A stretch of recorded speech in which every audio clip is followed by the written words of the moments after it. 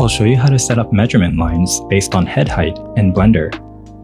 I learned the technique while learning to draw to keep my proportions in check, and I'm currently working on character models for my game Devlogs series, where I found the technique useful in 3D as well, so I wanted to share my setup with you.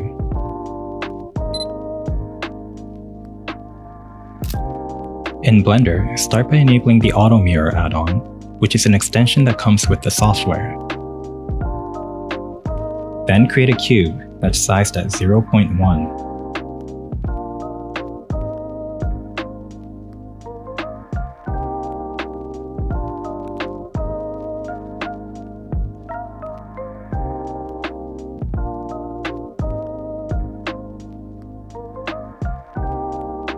Enable Auto Mirror,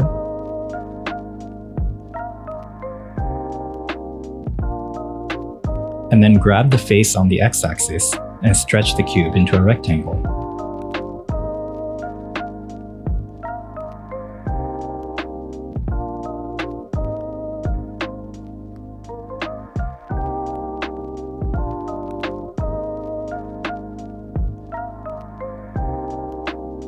Next, add the array modifier, and you want to set the count to 1 higher than the number of heads you want.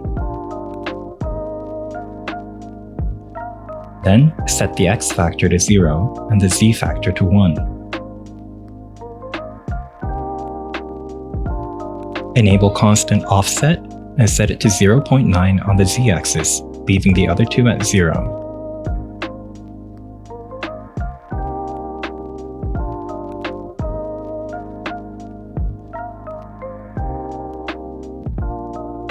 I want my measurement lines to be 8.5 heads tall, so I'll open the transform window and set the Z location to 0.5.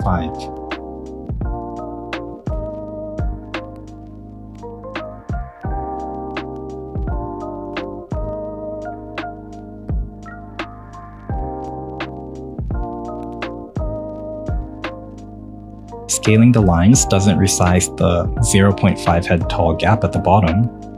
So to fix that, let's set the origin to the 3D cursor.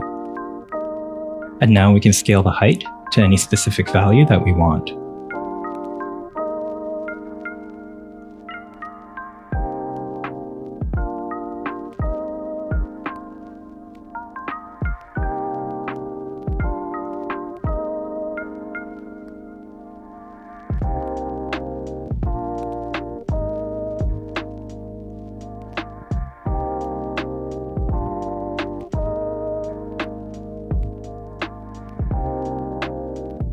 As a last step, we can open the Materials tab and change the color. And now we're done.